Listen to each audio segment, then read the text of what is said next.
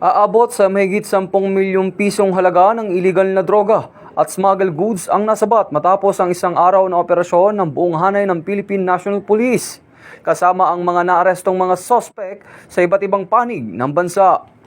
Sa Bataan, nasamsam ang 240 gramo ng shabu na nagkakahalaga ng 1,632,000 pesos at naaresto ang isang sospek. Sa Quezon City naman, nakuha ang 200 gramo ng shabu na nagkakahalaga ng 1,360,000 pesos at naaresto ang isa pang sospek. Samantala, sa Tinglayan, Kalinga, sinira ang 27,000 marijuana plants na tinatayang nagkakahalaga na 5.4 million pesos. Sa Zamboanga City naman, naharang ang smuggled cigarettes na nagkakahalaga ng 1,661,700 pesos at naaresto ang dalawang lalaki. Sa Kubuan, umabot sa 10,053,700 pesos ang halaga ng nakumpiska ng mga otoridad.